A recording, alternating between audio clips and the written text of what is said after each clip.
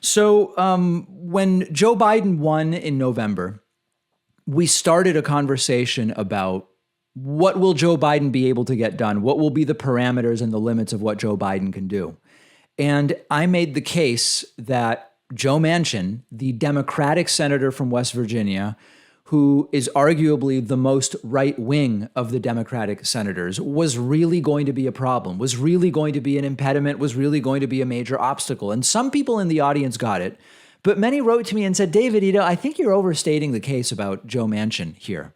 And I maintained, no, I'm not. No, I believe that Joe Manchin really is going to be this big of a problem. And we are now learning just how big of a problem Joe Manchin is going to be. CNN reports Democratic Senator Joe Manchin on Sunday, yesterday, defended his decision to vote against a sweeping voting rights bill and reiterated his opposition to gutting the filibuster, declaring in the strongest terms yet that he is not willing to change Senate rules to help his party push through much of Joe Biden's agenda.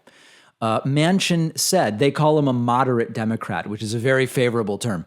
Manchin said, quote, I believe that partisan voting legislation will destroy the already weakening binds of our democracy, and for that reason, I will vote against the For the People Act. Further, I will not vote to weaken or eliminate the filibuster. This is what's so sick about this position. It's basically a both sides type position.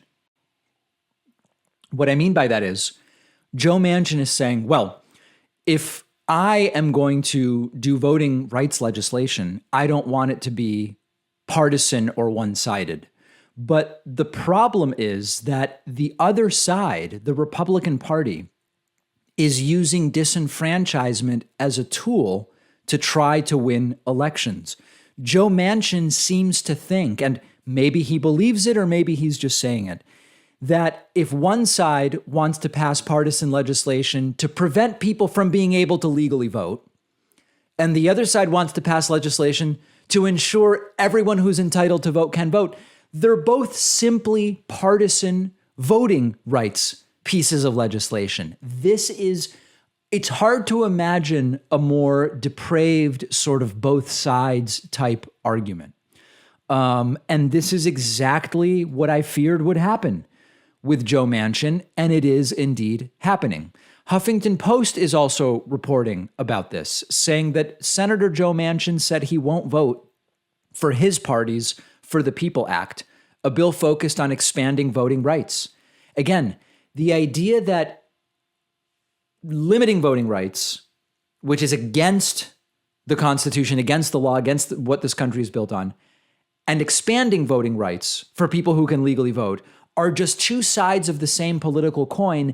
That is the full end position toxicity level of the idea of the enlightened centrist, and I'm not going to be super partisan on either side. When one side is trying to take rights away, you can't say, well, I don't want to get involved on this side either because we're just as partisan in trying to make sure people have their rights. That's not the way it works. And this is the sort of, I use the term enlightened centrism sometimes to refer to online commentators or whatever who want to pretend to kind of be above the partisan fray and see both sides. This is one of 100 members of the U.S. Senate who is equating taking voting rights away as a partisan act by Republicans to giving voting rights as a partisan act by Democrats, when the reality is what the Constitution says and what the law says should be the guiding principle here. So it's truly unbelievable and disgusting. Kirsten Sinema on the Democratic side, also arguably a problem in some areas, and we'll ultimately see what happens with this for the People Act. But this does not look good. Now, I know that many people will say, well, David, then let's primary Joe Manchin. I'm not against primarying anybody, as I've said before. Primary whoever the hell you want. Simply understand what the consequences of that might be. I don't see how a more progressive Democrat wins in West Virginia.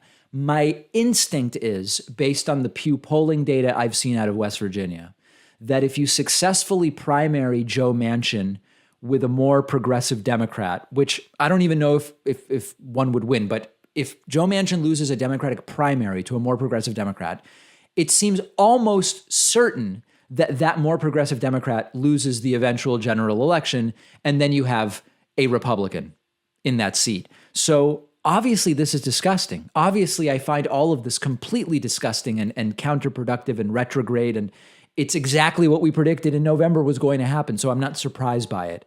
But Manchin still mostly votes for Democrats, so I'm not defending the guy. I'm merely saying you're playing with fire if what you might do to fix the Joe Manchin problem loses Democrats the majority in the Senate. Now, of course, there will be other races as well when Joe Manchin is up, so it's more complicated than that. But I'm curious to hear from you about it, because it's not at all clear to me that the way to win this is by removing Manchin and putting at risk that seat maybe being taken over by a Republican.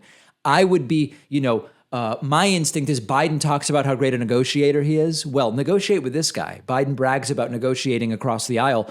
Negotiate with your own side to get this guy on board. If you're really the great diplomat and negotiator you claim to be, and in some senses, Joe Biden is a good negotiator. He's done some good things negotiating. Then convince this guy. What are we waiting for? I think we need to find a way to push Manchin into supporting at least some of this stuff, because the risk of losing him to a Republican in that seat, to me, seems great. I'm curious. The risk is great. It's not a good thing, to be clear. Let me know what you think. I want to hear from you about it. One of our sponsors is Privacy.com. They're giving you $5 when you sign up for their completely free service at Privacy.com/Pakman. I've been using Privacy for a little over a year now. You've heard me talk about it before. It's a lifesaver, and here's how it works. It takes just a couple of minutes to set up. Anytime you buy something online or on the phone, instead of actually using your real credit card number, the Privacy app and the browser plugin let you give each company a randomized virtual credit card number that you create out of thin air. It'll even autofill the card number with one click. And the payment is taken out of your checking account without the merchant ever knowing your real information. So this allows you to keep your banking information secure, but also to take control of your finances. You can create up to 12 of these virtual credit cards a month. You can set spending limits. You can freeze them. You can delete them anytime you want. So when you do this, it means you're not going to be charged when you don't want to be, because you can destroy the virtual card number right after using it, which, for instance, I love using free trials because I know I won't be charged when the trial is over if I use a virtual credit card number. You're keeping your identity private by not telling companies who you are. You're keeping your bank or credit card info protected against data breaches and identity theft, and it's free. And like I said, you'll get $5 to spend when you sign up at Privacy.com/Pakman.